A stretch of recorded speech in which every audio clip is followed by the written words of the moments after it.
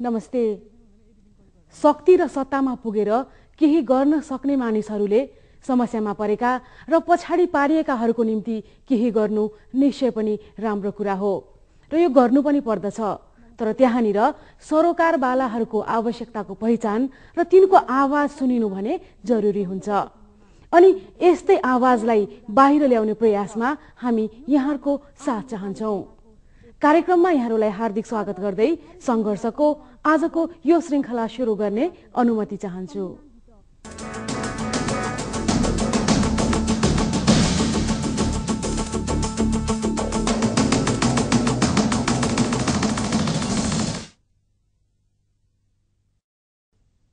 संघर्षको यो श्रृंखला ती महानुभावहरूप्रति समर्पित जसको जीवनमा शारीरिक बलभन्दा आत्मबल महत्त्वपूर्ण रह्यो, जसले जीवनमा आइपरेका अँध्यारो पक्षमा पनि आफ्नो संघर्षले एउटा नयाँ ज्योति बाल्न सफल भए अनि त्यो प्रकाशले शारीरिक रूपले अशक्त हरेकमा हौसला र उत्साहको नयाँ बिहानी ल्याइदियो।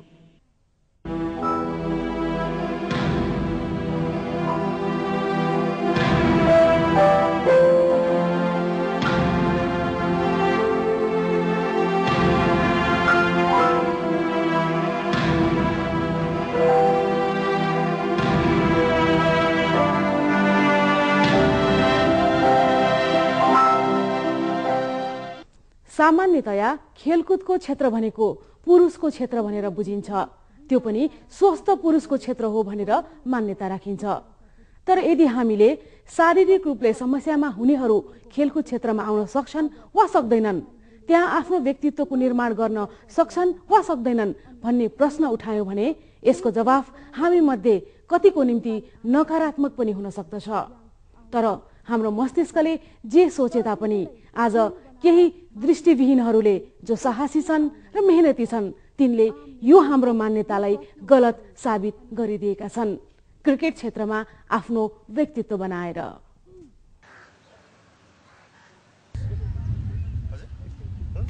इन्जिनियरिङ क्याम्पस पुलचोक ललितपुरमा खेल्दै गरिएको यो खेल क्रिकेट हो। ब्याट, बल, खेलाडी यो सन्दर्भ उस्तै भए पनि खेलाइको प्रक्रिया भने अलि फरक लाग्न सक्छ। पक्कै पनि यी ऊर्जाशील सबै खेलाडीहरू दृष्टिविहीन हुन्, तर यिनको हिम्मत, रुचि र लगनशीलतामा भने कतै प्रश्न उठाउने ठाउँ देखिँदैन।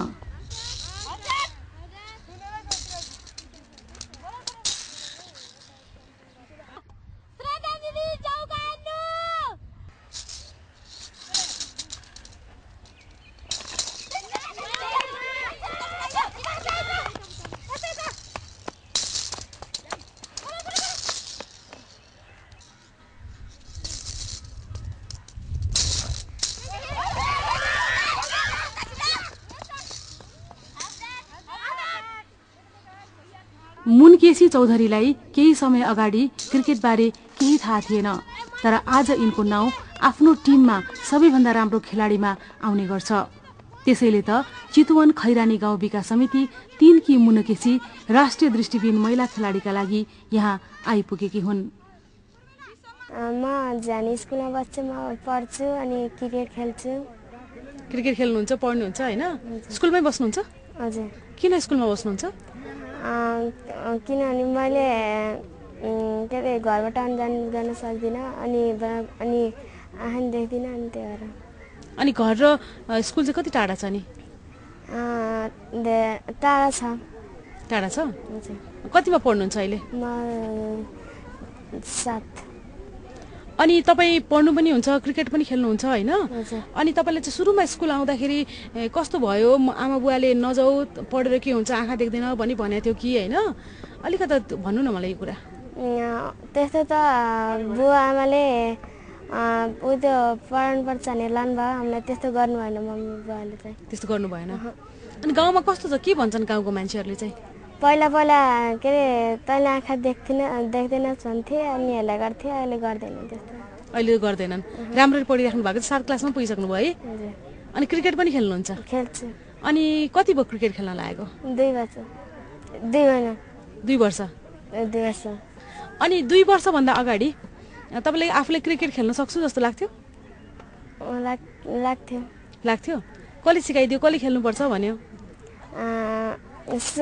एउटा हाम्रो अध्यक्षजी हुनुहुन्छ सुमन दाई, त्यही सुमन दाई हामीले सिकाइदिनु भएको होस्टेल गएर। अहिले खेलिराख्नु भएको छ?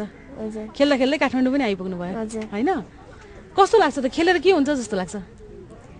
खेलेर अब के अरे आफै राम्रै मान्छे बनिन्छ जस्तो लाग्छ। म ब्लाइन्ड भइसकेपछि खेलकुदप्रति मलाई त्यति चासो थिएन भन्दा पनि म खेल्न सक्दिनँ भन्ने मलाई भावना मेरो मनमा एउटा एक किसिमको छाप थियो र मेरो फ्यामिलीले पनि त्यसमा सपोर्ट पटक्कै गरेको थिएन। अनि पछि जब म ब्लाइन्ड स्कुलमा म पढ्न थालेँ, म होस्टेल बस्न थालेँ, अनि त्यसपछि मेरो परिवारले पनि मलाई खासै त्यस्तो रोकआउट गरेन। पहिला त मेरो परिवारको सदस्यले पनि मलाई यस्तो खेल्न हिँड्न दिन खोज्थेनन् र समाजमा पनि यस्तो दृष्टिबिन नदेख्ने केटी भनेपछि अनि अर्कै दृष्टिले हेर्ने गर्थे। अनि पछि मैले स्कुल पढ्दा पढ्दै मैले धेरै आफूमा परिवर्तन पाएँ, धेरै परिवर्तन ल्याएँ पनि। अनि त्यसै त्यही स्कुलबाट नै मैले क्रिकेट ट्रेनिङ लिएँ र म त्यही स्कुलबाट नै मैले गेम खेल्न हिँडिरहेँ। अहिले म उच्च माध्यमिक तहको पहिलो वर्षको एक्जाम दिएर बसिरहेकी छु। अनि रूपाजी एउटा कुरा नि, जस्तो अहिले आएर तपाईँले क्रिकेट खेलिराख्नु भएको छ, एउटा राम्रो किसिमले खेल्नु भएको हामीले पनि देखिरहेछौँ होइन? तर एउटा कुरा, जस्तो हाम्रो समाजमा त दृष्टिबिनहरू भनेको त घरभित्रै बस्नुपर्छ, उनीहरूले बाहिरको संसारमा हिँड्न त सक्दैनन् भन्ने पनि धारणा छ होइन? यो धारणाको बिचमा जब तपाईँले सुरुमा दृष्टिबिनले पनि क्रिकेट खेल्दो रहेछन् भन्ने सुन्नुभयो नि, त्यति बेला कस्तो लाग्यो? आफूले पनि खेल्न सक्छु जस्तो लाग्यो कि कस्तो अचम्म जस्तो लाग्यो कि? अलिकति भन्नुहोस् न हामीलाई। पहिला सुरुमा सुन्दा त मलाई अचम्मै लाग्यो, कसरी खेल्छन् होला। मैले देख्नेको क्रिकेट वास्तवमा भने मैले देख्नेको क्रिकेट पनि देखेको थिएन, मैले बलै छोएको थिइनँ, मलाई कसरी छाउँदैनन् बलै। अनि त्यही भएर मलाई कस्तो लाग्छ, कस्तो होला दृष्टिबिनको क्रिकेट पनि भनेर अचम्म चाहिँ लागेको थियो। जब सरहरू काठमाडौँदेखि जानुभयो हामीलाई क्रिकेट सिकाउन भनेर, अनि हामीलाई बल स्पर्श गराउनु भयो, अनि एकदमै खुसी लाग्यो, ओहो मैले पनि सक्छु भन्ने जस्तो लाग्यो। अनि त्यसपछि त्यस्तो केही फिल भएन मलाई। त्यसपछि तपाईँले अनि के भैरवा हुँदाखेरि तपाईँले यो कुरा यो सुरु गर्नुभयो? हजुर हजुर, भैरवामा सुरु गरिसक्नु भएको थियो। अनि तपाईँले एसएलसी फर्स्ट डिभिजनमा पास गरेपछि अहिले काठमाडौँमा आएर पढिराख्नु भएको छ होइन? अलिकति भन्नुहोस् न, तपाईँले एसएलसी पनि फर्स्ट डिभिजनमा पास गर्नुभयो, यो क्रिकेट पनि यति राम्रोसँग खेल्नुहुन्छ, कतिजना आँखा भएको सक्षम भनिने मान्छेहरूले पनि यो गर्न सकिरहेको छैनन् जुन तपाईँले गरिराख्नु भएको छैन भन्दा त यो त अवसर नपाएर पो समस्या भएको रहेछ त है? हजुर, अवसर नपारे समस्या। अब धेरैका बाबाआमाले के भन्छ भने नदेख्ने भइसकेपछि बाहिर जानु हुँदैन, समाजले के भन्छ, नदेख्ने बच्चा छ भन्छ, त तिनीहरूलाई डोर्याउनुपर्छ, तिनीहरूलाई गाइड गर्नुपर्छ भन्छन्। अनि त्यही भएर पनि बाहिर ल्याउन खोज्दैनन्। अनि यस्तो विशेष अवसरहरूमा त झन् तिनीहरूले ल्याउनै खोज्दैनन् बाहिर। त्यही भएर पनि त्यस्तो भएको हो कि जस्तो मलाई लाग्छ। अब हामी आफै आत्मविश्वासका साथ आँट गरेर बाहिर निस्किनुपर्छ, आफै लडेर आफ्नो फ्यामिलीसँग कसरी हुन्छ बाहिर निस्किने कोसिस चाहिँ आफै गर्नुपर्छ जस्तो लाग्छ मलाई। जस्तो भैरवा भनेको पनि त्यति पिछडिएको ठाउँ त होइन, तर काठमाडौँ र भैरवामा त्यो दृष्टिबिनलाई हेर्ने दृष्टिकोण फरक पाउनुहुन्छ कि उस्तै छ? धेरै फरक छ। कस्तो भन्दा काठमाडौँमा धेरै अपाङ्गहरू अथवा भनौँ न धेरै दृष्टिबिनहरू आफ्ना लागि आफै बोल्छन्, आफै लड्छन् र लगभग साङ्गला जस्तै सुख सुविधाहरू सेवा सुविधाहरू उत्तिकै छन् भन्दा अब भैरवा त जे भयो नि, भैरवा भनेको एउटा ठिकै मध्यम स्तरकै जिल्ला अन्तर्गत पर्दछ र त्यहाँ भित्री जिल्लामा त झन् भित्री गाविसहरूमा त झन् नै यस्तो दृष्टिबिन भनेपछि नदेख्ने भनेपछि त झन् एकदमै भित्रै राख्नुपर्छ, पढ्न सक्दैनन् यिनीहरूले, केही पनि गर्न सक्दैनन् भन्ने बाबाआमाको सङ्कुचित धारणाले गर्दा नै हामी दृष्टिबिन छोराछोरी पछाडि परेका हो कि जस्तो मलाई लाग्छ। अनि के बन्ने विचार छ त भविष्यमा? म एउटा कुशल शिक्षिका बनेर आफ्नै गाउँठाउँमा गएर म जस्तै दृष्टिबिन भाइ बहिनीहरूलाई शिक्षा दिने धेरै उद्देश्य छ। क्रिकेट खेलमा दृष्टिविहीन महिलाहरूको संलग्नता, यो एउटा प्रसङ्गले हाम्रो समाजमा विद्यमान दुईवटा भ्रमलाई एकैसाथ प्रश्न गर्दछ। पहिलो त यसले खेलकुद क्षेत्रमा महिलाहरूको पनि संलग्नता हुन सक्दछ भन्ने कुरा प्रमाणित गर्दछ, अनि अर्कोतर्फ यदि अवसर पाएको खण्डमा शारीरिक रूपले फरक भएका मानिसहरूले पनि खेलकुदलाई आफू अनुकूल विकास गरी खेल्न सक्दछन् र समाजमा एउटा नयाँ उदाहरण प्रस्तुत गर्न सक्दछन्। के को तयारी हो यो भन्नुस् न? यो भन्नुपर्दा अहिले हाम्रो क्रिकेट गेम भइरहेको छ पुल्चोक इन्जिनियरिङ कलेजमा, त्यसैको लागि अहिले म तयारीमा रहिरहेको छु। तपाईको टिम फाइनलमा पुगिसक्यो? हजुर, हाम्रो टिम फाइनलमा पुगिसक्यो। तपाई ब्याटिङ गर्नुहुन्छ? हजुर। पोखरादेखि काठमाडौँ आउनुभयो क्रिकेट खेल्नलाई? हजुर। हैन? हजुर। सामान्यतया यो सामान्य मान्छेहरूलाई पनि क्रिकेट खेल्न गाह्रै हुन्छ भन्छन् हैन? अब दृष्टिविहीनहरूले पनि तपाईहरुले क्रिकेट खेलेर देखाइदिनु भएको छ कि हामी पनि सक्षम छौं भन्ने कुरा देखाइदिनु भएको छ हैन? कसरी यो यात्रामा लाग्नु भयो? कसरी यहाँसम्म पुग्नु भयो भन्नुस् न? हामी दृष्टिविहीन महिलाहरू अब हिँड्न त नसक्ने मान्छे कसरी दौडिन सक्छौ भन्ने हामीमा प्रश्न उठेको थियो। जुन दिनदेखि हामीलाई पवन सरहरूले गरेर ट्रेनिङ दिनुभयो त्यही दिनदेखि हामी सबैजना दृष्टिविहीन महिलाहरू क्रिकेट खेल्न उत्रयौं। त्यही दिनदेखि हामी क्रिकेटमा लागिरहेका छौं र क्रिकेटले गर्दा अहिले हामी यहाँसम्म आएर सबै ठाउँबाट चिनिन पाएका छौं। जबकि पहिला मेरो घरको आमा बुवाले बाहेक मलाई अरू समाजले चिनेको थिएन भने अहिले आएर मेरो आमा बुवा त छँदै हुनुहुन्छ, तर समाजले पनि हामीलाई चिन्न सकेको छ। दृष्टिविहीन महिला पनि साङ्गा भन्दा कुनै कम छैनन्। सामान्यतया क्रिकेट देख्नेलाई खेल्न त गाह्रो हुन्छ भने हामीलाई त अवश्य पनि गाह्रो नै हुन्छ। अनि घर कहाँ नि तपाईको? मेरो घर तनहु हो दिदी। तनहु हैन? अब पोखराको अनुभव छ, तनहुको अनुभव छ, तपाई काठमाडौँ आइसक्नु भयो हैन? हजुर। तपाईलाई कस्तो लाग्छ यो अपाङ्गता भएको मानिसहरुप्रति जुन दृष्टिकोण छ नि, सामाजिक दृष्टिकोण, त्यो कस्तो छ? अझै पनि त्यस्तै छ कि परिवर्तन हुँदै छ कि? अझै पनि गाउँ-गाउँतिर प्राय सबैको घरमा मिडियाहरू पुगेको छैन, सबैको घरमा पत्रपत्रिकाहरू पुगेको छैन, सबैको घरमा सञ्चारको माध्यमहरू पुगेको छैन। त्यसैले अझै पनि गाउँघरतिर आफ्नो कुनै पनि छोराछोरी अपाङ्ग छन् भने आफ्नो घरलाई मात्र चिनाउने, तर बाहिरी मान्छेहरू आफ्नो संख्या सङ्कलन गर्न आयो भने मेरो छोरी यस्तो छ भनेर चिनाउन सक्दैनन्। त्यस्तो नगर्दिनु न। म प्रत्येक गाउँका आमा बुवा तथा दाजुभाइलाई भन्न चाहन्छु कि तपाईको छोराछोरी पनि कुनै अपाङ्ग छन् भने हामी जस्तै यस्तै शिक्षित ठाउँमा ल्याएर आफ्नो छोराछोरीलाई चिनाउने कोसिस गर्नु होला भन्न चाहन्छु। अपाङ्गता भएका मानिसहरूलाई सामाजिक जीवनमा उतार्नु आज पनि चुनौती मानिन्छ। यो अवस्थामा दृष्टिविहीन महिलाहरूको क्रिकेटमा संलग्नता यो एक दिनको प्रयासको परिणति पक्कै पनि होइन भन्ने कुरा स्पष्टै छ। केही वर्ष अगाडि दृष्टिविहीन पुरुषहरूसँग 1-2 महिलाहरूलाई मात्रै सहभागिता गराइएको प्रसंग आफैमा एउटा नौलो सुरुवात थियो। समाजबाट लगभग बहिष्कृत यो जमातलाई सञ्चारले पनि त्यस्तै व्यवहार गरिरहँदा हामी भने 4 वर्ष अगाडिको त्यो सन्दर्भमा पनि साक्षी रह्यौं। स्याङ्जाबाट पोखरासम्मको यात्रा भगवती भट्टराईका लागि शिक्षाको खोजी थियो। अमर सिंह नमुना उच्च माध्यमिक विद्यालय पोखरामा शिक्षा प्रारम्भसँगै यिनको जीवनमा एउटा नयाँ मोड आयो। क्रिकेट खेलमा सहभागिता हिजोसम्म भगवतीको निम्ति कल्पना भन्दा बाहिरको कुरा थियो। यो सक्रियता र ऊर्जा बीच भगवतीको पारिवारिक अवस्थाबारे भन्दा यिनका बुवा, दाजु, भाइ र काका समेत दृष्टिविहीन छन्। यही नै समाजमा उपेक्षाको कारण बनेकोमा अहिले भगवतीका कारण त्यही समाजमा यिनको परिवार उदाहरणीय बनेको छ। हामीलाई चाहिँ पहिला चाहिँ एकदम समाज नै एकदम हेप थियो। हाम्रो घरमा नि बुवा पनि नदेखिनुहुन्छ र हामी दुईटा दाइ र म र भाइ पनि नदेखिन्छौँ है। अनि घरमा हामीलाई भन्थे गाउँलेहरू यस्तो नदेखिने छोरा पाइकन हाम्रो बालाले एकदम हेला गर्थे गाउँमा है। अनि पछि हाम्रो ठुलबाको नि दाइहरू दुईटा दाइ नदेखिनुहुन्छ, ठुलबाको छोराहरू नि। अनि ठुलबा छोरा नि अहिले काठमाडौँमा पढ्दै हुनुहुन्छ है। अनि हामीले नि हाम्रो दुईटा दाइले पढ्नु भएको छैन। अनि जब भाइ र म पोखरा पढ्न आयौँ अनि हामी पनि हाम्रो भाइ नि एकदम मेहनत गर्दै पढ्दै गयो, म पनि पढ्दै गएको छु। अनि हामी पनि फर्स्ट क्लासमा डिभिजन ल्याएर देखाइदियौँ गाउँमा, हामी सबै सुनायौँ। अनि पहिला एकदम हेप थियो, अझ हामी सब गाउँमा गएर सुनायौँ। तर अचानक गाउँ अरूले भन्दा हामीलाई माया गर्न थाल्यो।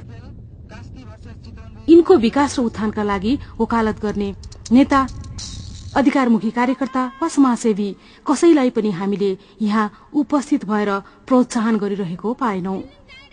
यो खेलमा पनि यिनै खेलाडी र यिनै दर्शक दीर्घका सहयात्री।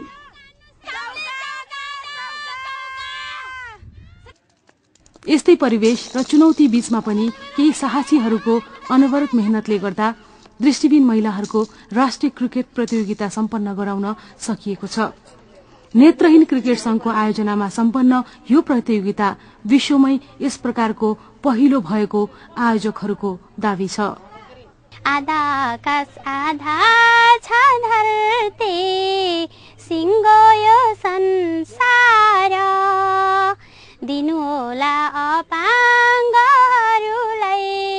हौसला अवसर मानिस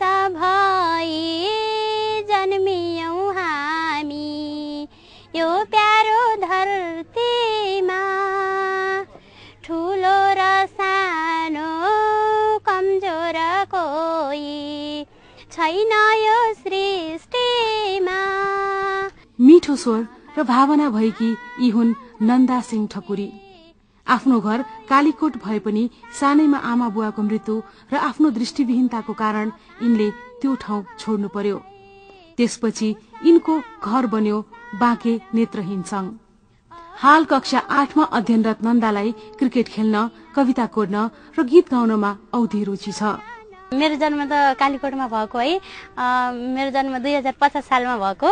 अनि त्यसपछि म अब पहिला त मलाई अब थाहा थिएन। अनि म अलिकति बुझ्ने हुँदाखेरि मलाई चाहिँ समाजले एकदम अदृष्टिकोणले हेर्थ्यो कि, किन भन्दा त्यो समाजमा सायद म मात्रै थिएँ होला है आँखा नदेख्ने। अरू भए पनि सायद एउटा आँखा पुरै देख्ने र एउटा आँखा कति नदेख्ने थियो होला नि, सायद थिए। अनि म चाहिँ दुईटा आँखा नदेख्ने भएकोले अनि मलाई चाहिँ एकदम अदृष्टिकोणले हेर्थ्यो कि, किन भन्दाखेरि त्यहाँ अब मैले किन भन्दा अब त्यहाँ अशिक्षा थियो, त्यहाँ शिक्षा पाएकै थिएन तिनीहरूले। अनि के भन्थ्यो त्यो नराम्रो दृष्टिले हेर्थ्यो अथवा त्यो भनेको चाहिँ के भन्थ्यो तपाईलाई? के अलिक के सम्झना छ? मलाई जस्तै यसलाई छुँदाखेरि यो रोग सर्छ भनेर मलाई छुन पनि छुन्थेनन् है। आफ्नो छोराछोरीहरूलाई छुन पनि दिन्थेनन् तिनीहरूको आमा बुवाहरूले। अनि म कुनै ठाउँमा जान्छु भन्दा पनि यस्तो आँखा नदेख्ने अन्धाहरू गएपछि त अशुभ हुन्छ, अनि यिनीहरूलाई हेरेर हामी कुनै ठाउँमा जाम भन्दा पनि यस्तो सायद राम्रो हुन्न भनेर कि त्यस्तो नराम्रो अलि भन्थे। जे तपाईँ त यो सबै समस्यालाई एक ठाउँमा राखेर पढिराख्नु भएको छ, यति मजाले क्रिकेट खेल्नुहुन्छ भन्दा त सामान्य मान्छेले गर्ने काम त तपाईँले गरिराख्नु भएको छ नि। हजुर हैन? हो। तपाईँले त त्यो समाजमा केही गर्न सक्दैन भन्ने मान्छेलाई त जवाफ दिइसक्नु भएको छ नि। दिइसकेछु हैन? अवसर पायो भने गर्न सकिँदो रहेछ हैन? सकिन्छ। अनि के छ त विचार भविष्यमा के भन्ने योजना छ तपाईँको? भविष्यमा टिचर बन्ने। टिचर बन्ने? हजुर। किन टिचर बन्ने?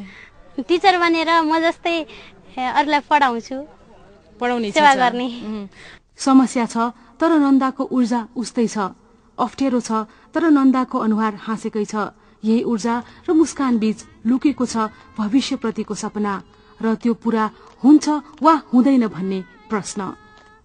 क्षमता हाम्रो, साहस हाम्रो, केही गरी लुक्दैन। सोचाइ र विचार महान भएमा यो सिरा झुक्दैन। आधा आकाश आधा छ धरती, सिङ्गो यो संसार। दिनु होला अपाङ्गहरूलाई हौसला अवसर।